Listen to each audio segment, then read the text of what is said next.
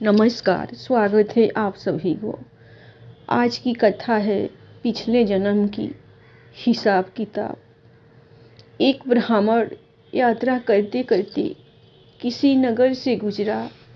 बड़े महल एवं अट्टालिकाओं को देख ब्राह्मण भिक्षा मांगने गया, किंतु किसी ने भी उसे 2 मुट्ठी अन्न नहीं दिया। आखिर दोपहर हो गई। ब्राह्मण दुखी होकर अपने भाव को कसता हुआ जा रहा था।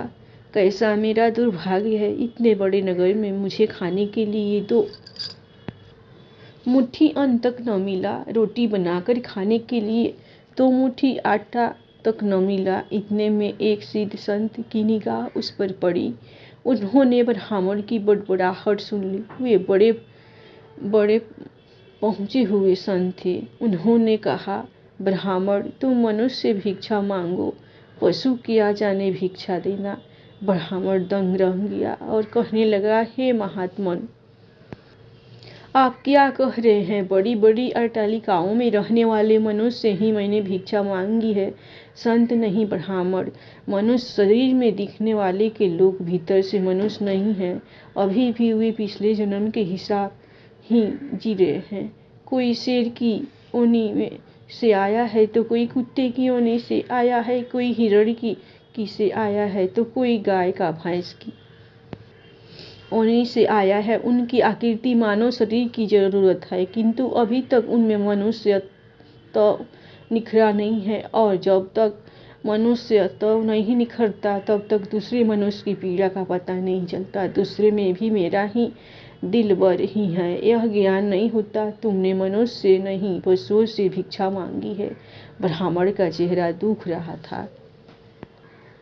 ब्राह्मण का चेहरा इनकार की खबरें दे रहा था। सिद्ध पुरुष तो दूरदृष्टि से धनी होते हैं। उन्होंने कहा, देख ब्राह्मण, मैं तुझे यह चश्मा देता हूँ। इस चश्मे को पहन कर जा और कोई भी मनुष्य दिखे उससे भिक्षा मांग, फिर देख क्या होता है। ब्राह्मण जहाँ पहले गया था वहीं पुनः गया।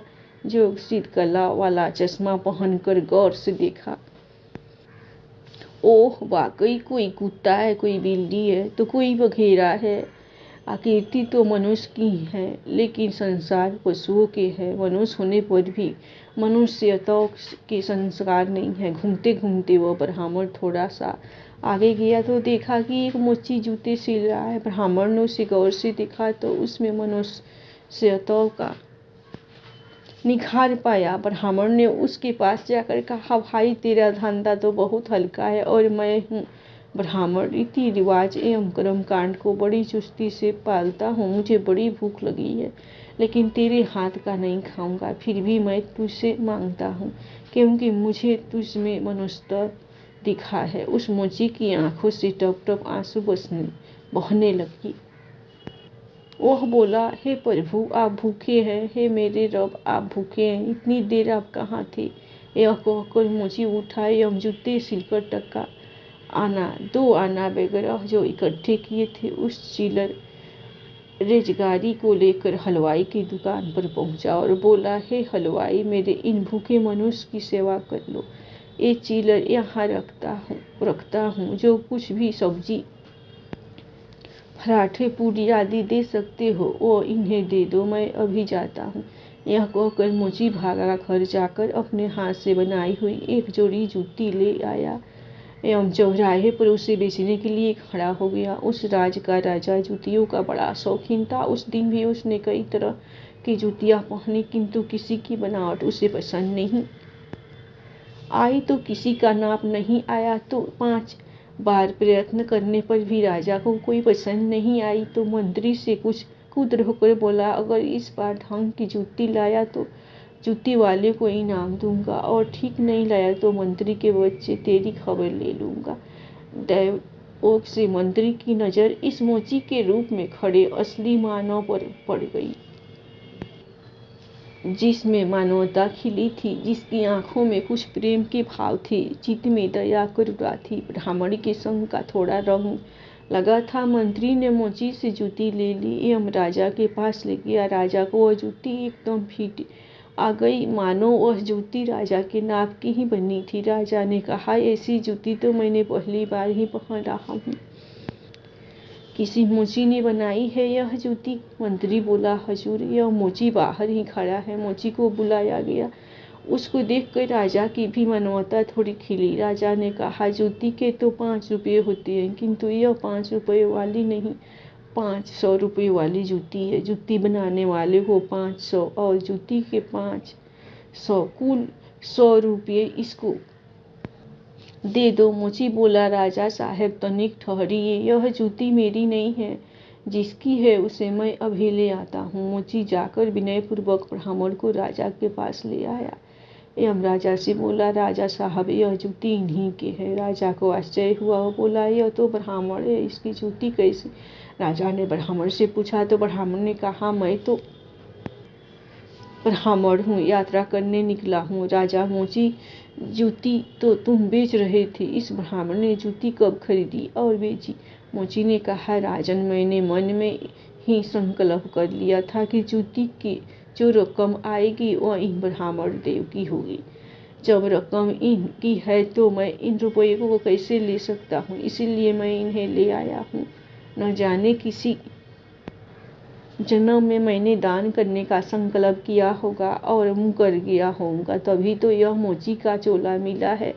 अभी यदि मुकर जाऊं तो न जाने मेरी कैसी दुर्गति हो। इसीलिए राजन, ये रुपये मेरे नहीं हुए, मेरे मन में आ गया था कि इस जूती की रकम इनके लिए होगी। फिर 5 रुपये मिलते तो भी इनके होते और 1000 मिल रहे हैं तो इनके ही हैं। हो सकता है मेरा मन बेईमान हो जाता, इसलिए मैंने रुपयों को नहीं छुआ और असली अधिकारी को ले आया। राजा ने आश्चर्यचकित होकर ब्राह्मण से पूछा, ब्राह्मण, मोची से तुम्हारा परिचय कैसे हुआ? ब्राह्मण ने सारी आपबीती सुनाते हुए, सिद्ध पुरुष के चश्मे वाली आपके राज में पशुओं के दीदार तो बहुत हुए, लेकिन मनुष्य का विकास इस मोची में ही नजर आया। राजा ने कुतूहल वंश कहा, लाओ और चश्मा जरा हम भी देखें।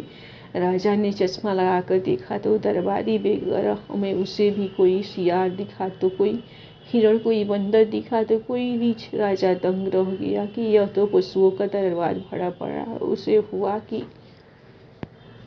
ये सब पशु है तो मैं कौन हूँ। उसने आईना मंगवाया एवं उसमें अपना चेहरा देखा तो शेर। उसकी आश्चर्य की सीमा न रही। ये सारे जंगल के प्राणी और मैं जंगल का राजा शेर यहाँ भी इनका राजा बना बैठा हूँ। राजा ने कहा, ब्राह्मण देव, योगी महाराज, यह चश्मा तो बड़ा गजब का है। ये योगी महाराज कहाँ होंगे? ब्राह्मण, वे तो कहीं चले गए। ऐसे महापुरुष कभी कभी ही और बड़ी कठिनाई से मिलते हैं।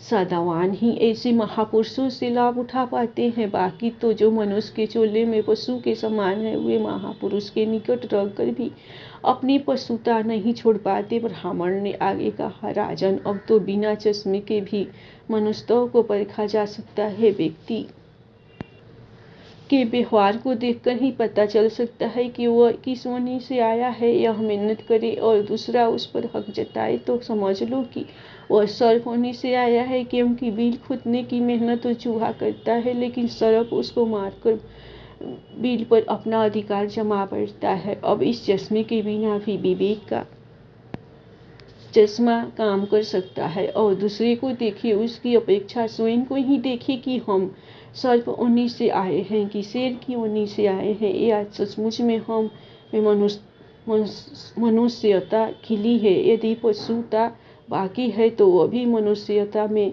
बदल सकती है। कैसे? तुलसीदास जी ने कहा है, बिगड़ी जन्म अनेक ही सुधरे, अब और आजू तुलसी हुई राम को। राम भक्ति तजी कुसुमाजू, कुसंस्कारों को छोड़ दे, बस अपने कुसंस्कार आप निकालेंगे तो ही निकलेंगे। अपने भीतर छिपे हुए पशुत्व को आप निकालेंगे तो ही निकलेगा। यह भी तो संभव होगा जब आप अपने समय की कीमत समझेंगे। मनुष्य आए तो एक पल को सार्थक किए बिना आप चुप नहीं बैठेंगे। पशु अपना स्वयं ऐसे ही गंवाता है। पशुत्व के संस्कार पड़े रहेंगे तो आपका समय बिगड़ेगा। अतः पशुत्व के संस्कारों को आप निकालिए एवं मनुष्यत्व के संस्कारों को उभारिए। फिर सिद्ध पुरुष का चश्मा नहीं वरन अपने विवेक का चश्मा ही गाय करेगा और इस विवेक के चश्मे को पाने की युक्ति मिलती है सत्संग से। मानवता से जो पूर्ण हो वही मनुष्य कहलाता। मानवता के मानव भी पशु तुल्य रह जाता है। जय सिया राम जी। ओम नमः शिवाय। धन्यवाद। कहानी आप लोगों को पसंद आए तो पिछले जन्मों का हिसाब किताब तो आप लोग दिल खुलकर लाइक सब्सक्राइब जरूर कीजिए।